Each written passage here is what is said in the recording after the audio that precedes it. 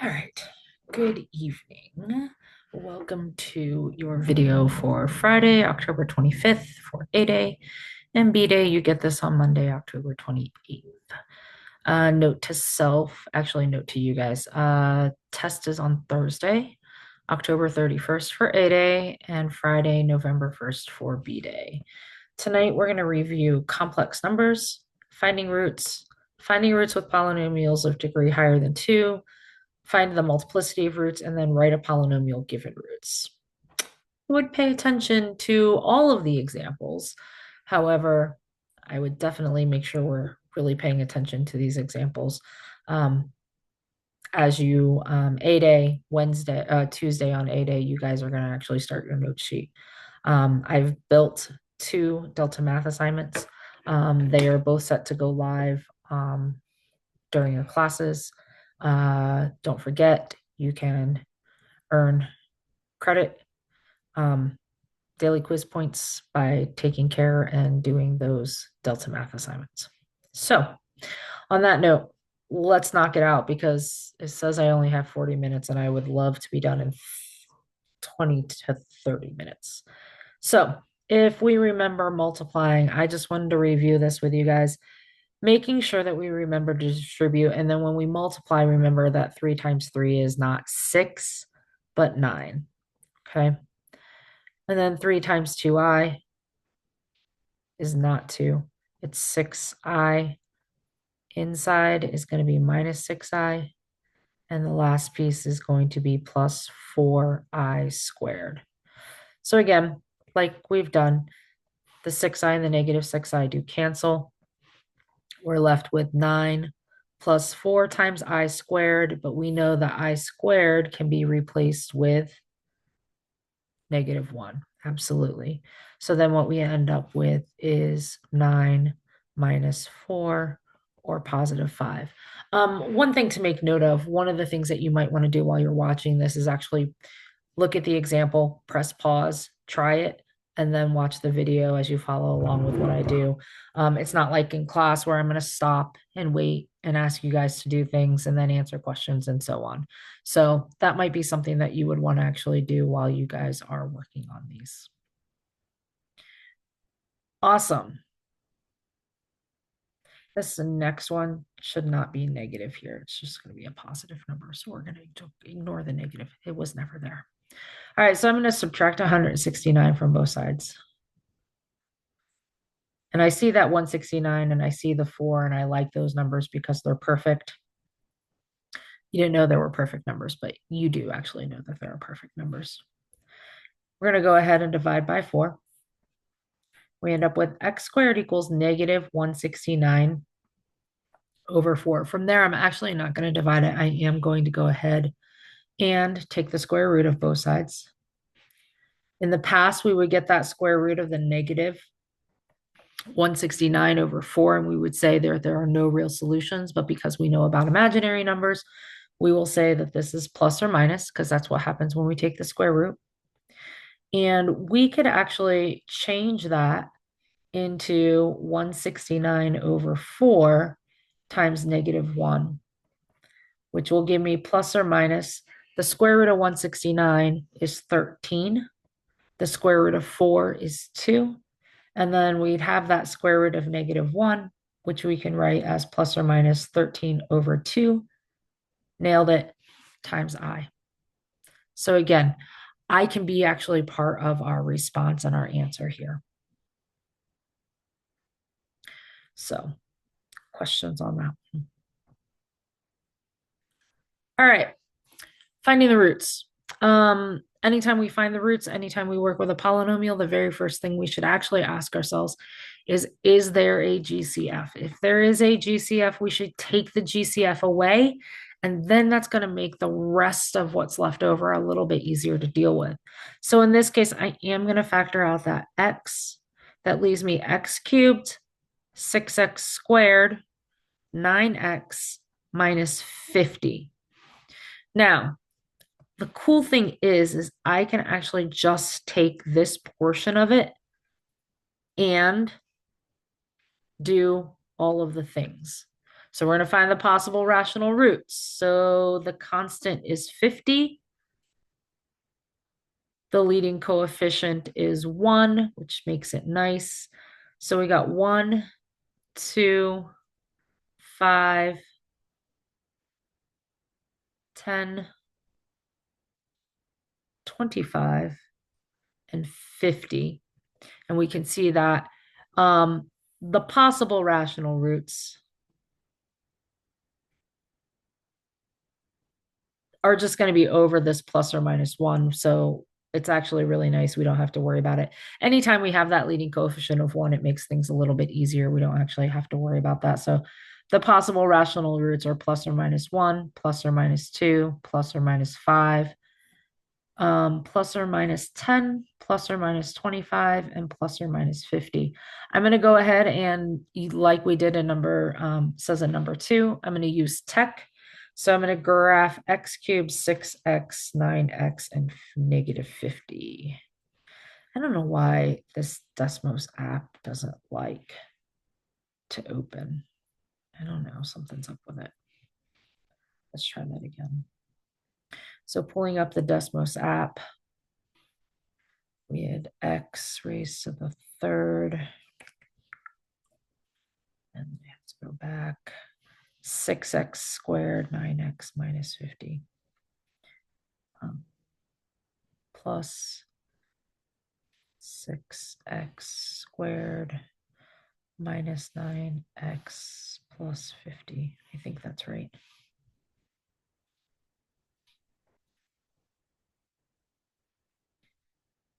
Oh, plus 9x minus 50.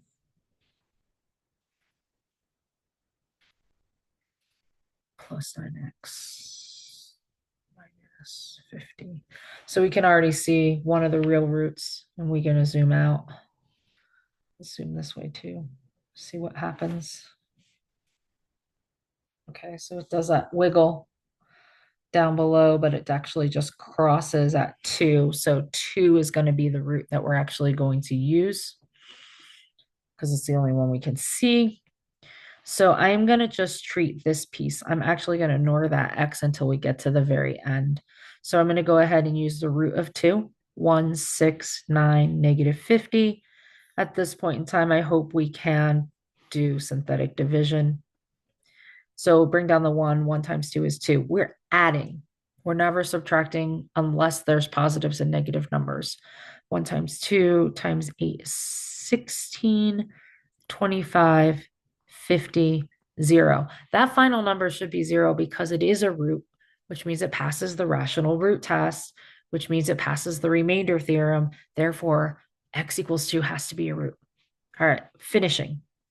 X squared plus 8x plus 25 equals 0. There are no factors of 25 that will give us 8. So let's go ahead and use the quadratic formula. Negative b plus or minus square root b squared minus 4 times a times c all over 2 times a. So negative 8 plus or minus the square root. 64 minus 100. What did I put in there? Yes, you nailed it. I put imaginary numbers in there because 64 minus 100 is what, folks? You've hit it. 64 minus 100 is negative 36 all over 2. But we can take the square root of 36. It is plus or minus 6. And then the negative makes it be I over 2. We're going to do negative 8 over 2 plus or minus 6i over 2 for a grand total of negative 4 plus or minus 3i. So our roots are negative 4 plus or minus 3i,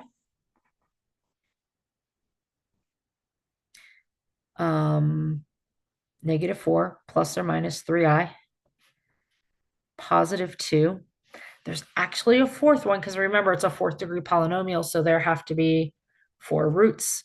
That x that we factored out at the very beginning, we also have to set that x equal to 0. And since x is equal to 0, that is our fourth root. So 2 are imaginary and 2 are real. Right. Let's try that one more time. This time again, we have a GCF. So let's get rid of that GCF. 12, 36, and 27. 3 goes into all of those, doesn't it? Yeah.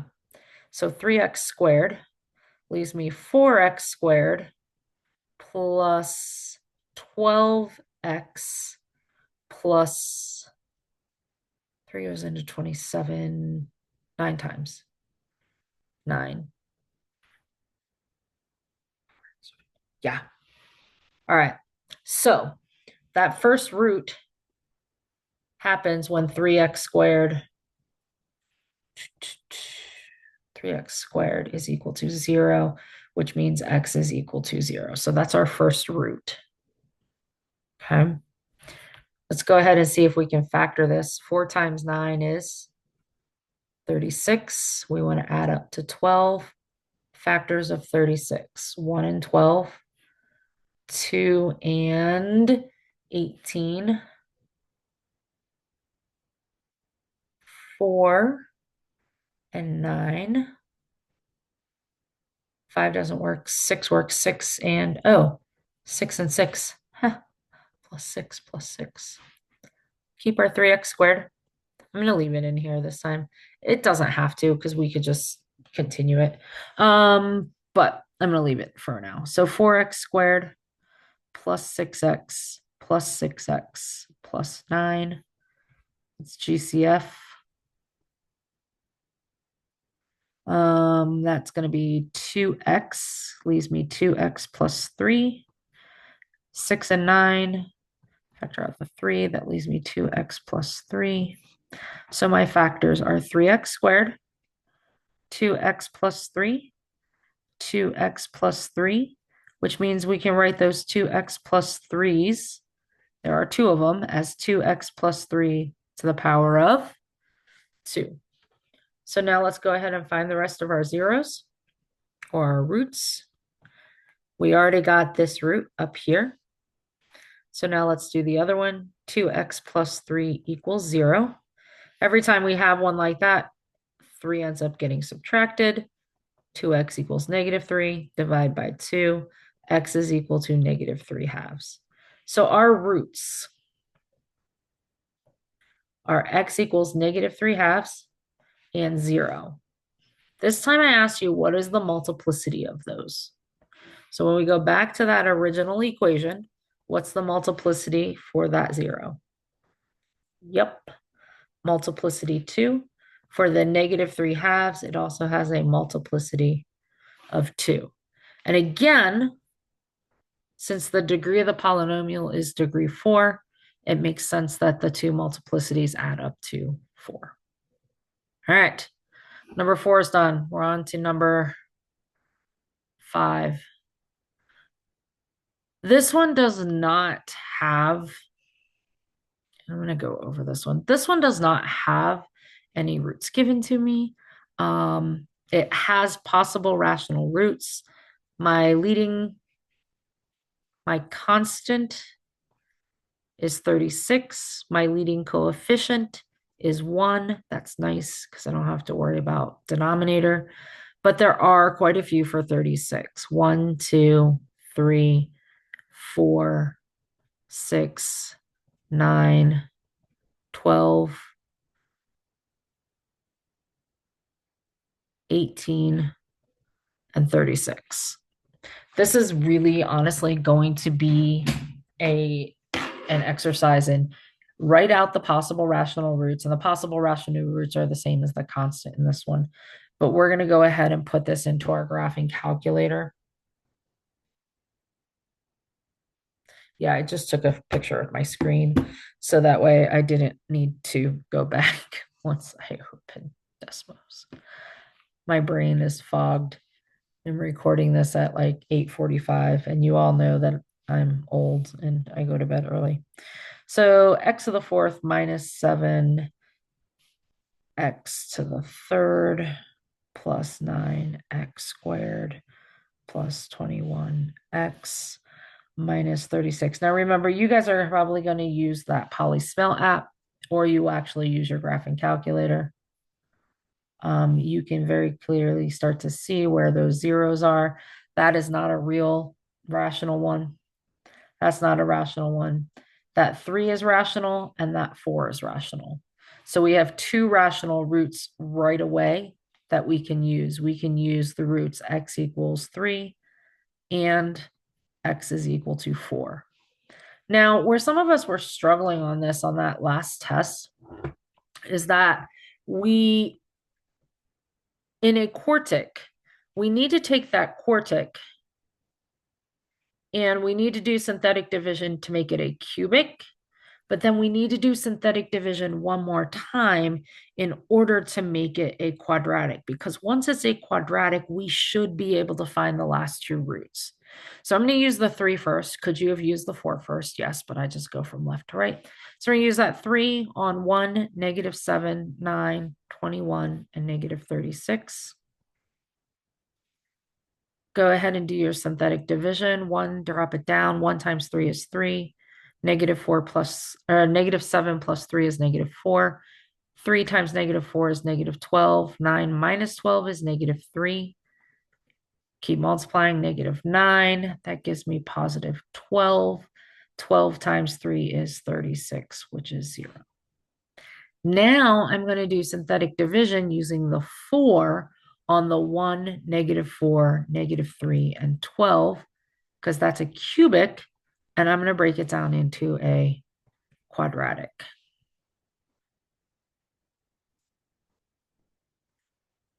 There we end up with our quadratic.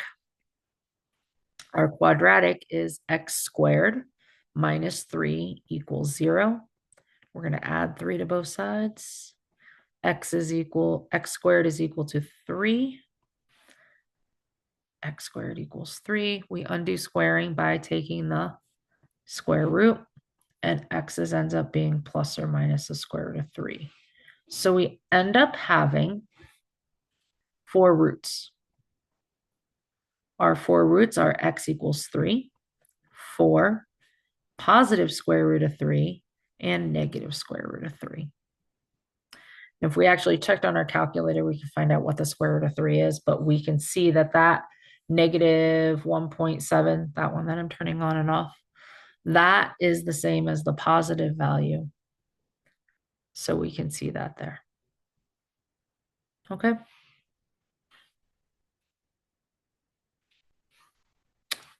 Alrighty.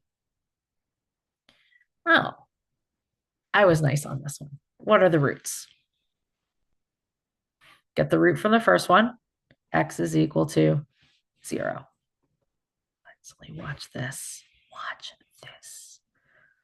Like impressing myself just to make my stuff more organized. All right. This root, x equals 0. This root, 2x minus 3 equals 0. I'm going to add 3. I will show you all the steps. 2x equals 3, divide by 2. X is equal to 3/2. Keep changing colors. 5x minus 1 equals 0. Add 1. 5x equals 1. X equals 1/5. And last but not least, we have 3x plus 4 equals 0. Subtract 4. Notice the signs are opposite. If it's plus inside the factor, then the 0 is 0. The 0 is negative.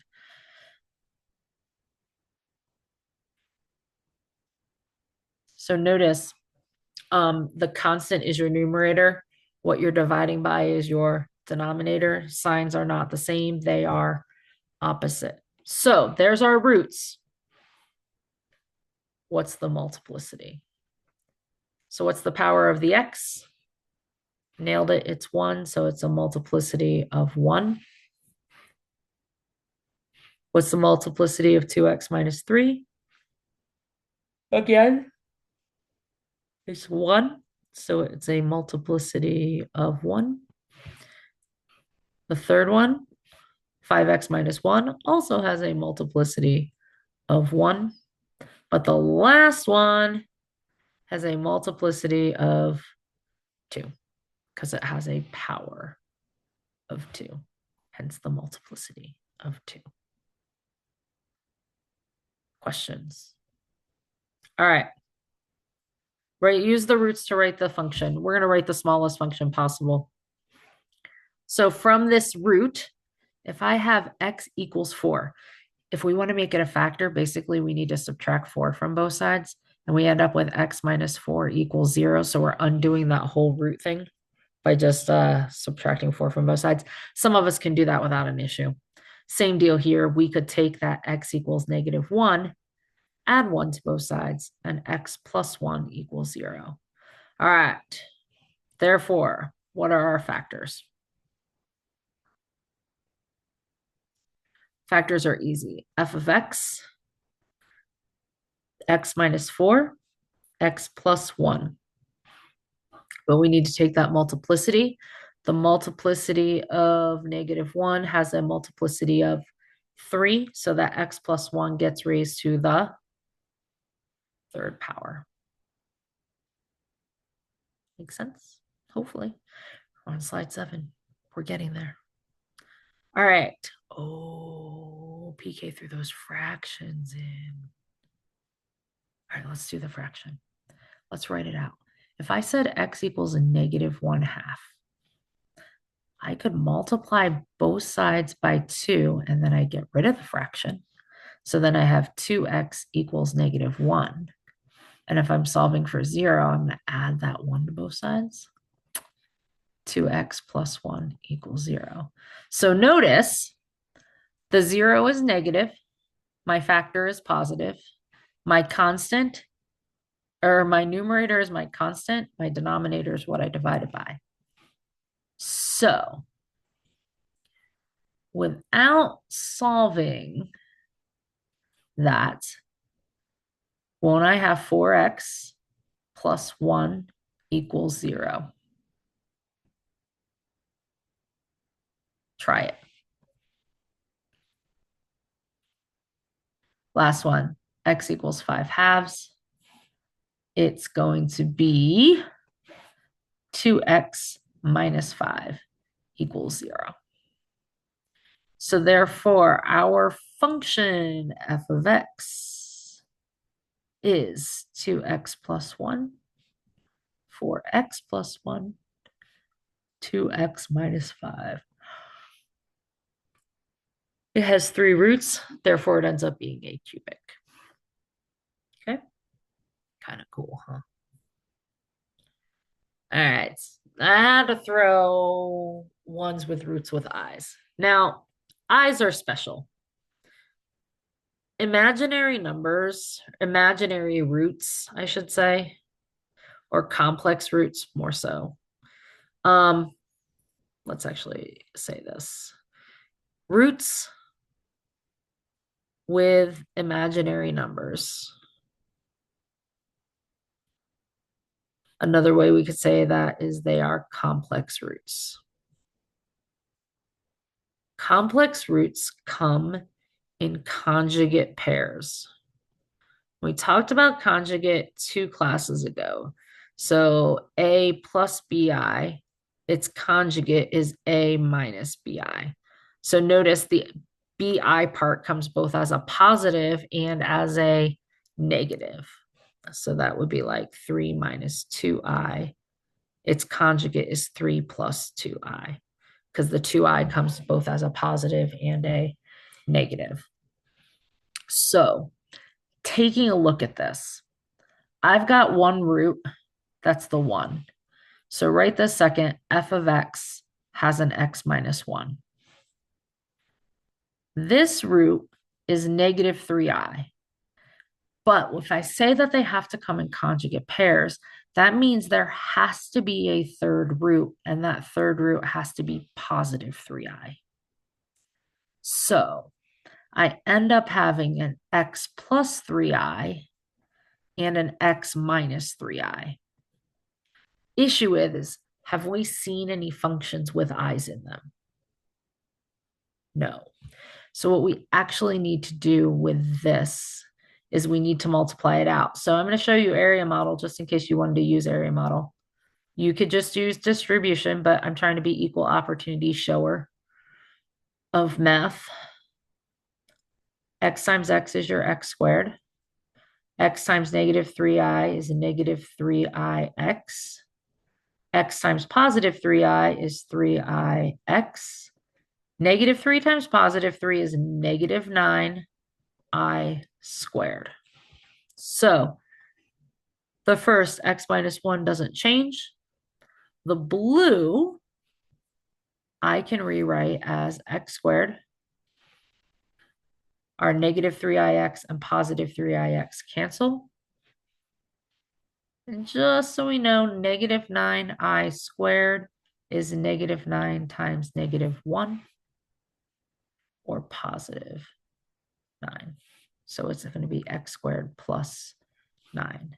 That is a complete answer unless I ask you to expand it.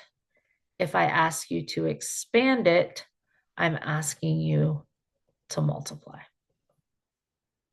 X minus 1 times x squared plus 9. Do your distribution, do your area model, however you choose to do that. All right. Ooh, so I really like that question. It made me happy. All right, polynomial functions. So we got ones with fractions. So that one with fraction will be 5x and a 1, but it's positive root, so we make the factor negative. Then we end up with 2x minus 3. But if I have a positive 2i, I also have to have a negative 2i. So then I'm going to have an x plus 2i and an x minus 2i. I don't like that, so we are going to go ahead and multiply it out. We shouldn't have any i's in there. Let's do that in blue. X times x is x squared. X times negative 2i is negative 2ix.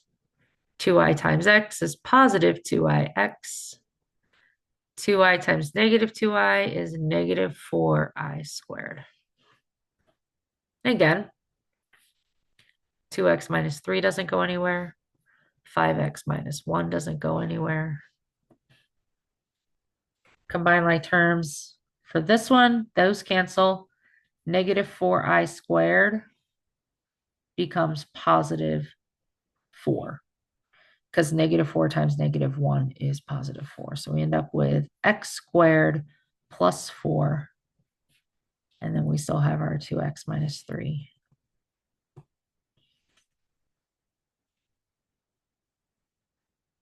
And 5x minus 1. I'm sorry. See, sometimes it changes that bottom number. It says we have one more, but it's just a blank page. So, writing equations. Identifying conjugate roots. How to use fractions to rewrite them as basic factors. How to write the roots with multiplicity. What is multiplicity? How to solve a quartic. You had to find two roots.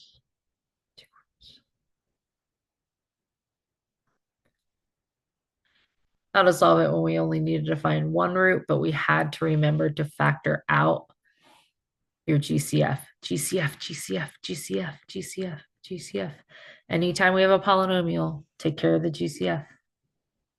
Ones where we had to use the quadratic formula at the end, and the quadratic formula had imaginary numbers. Ones where we're just solving, ones where we're multiplying. So our test is on Thursday, A day, Friday for B day. Work on Delta Math. I would say if you need help, get your butts into the CRC. They can help you with this stuff. I know I'm not around the next couple of days, but you can still use the CRC. All right. Have a great weekend.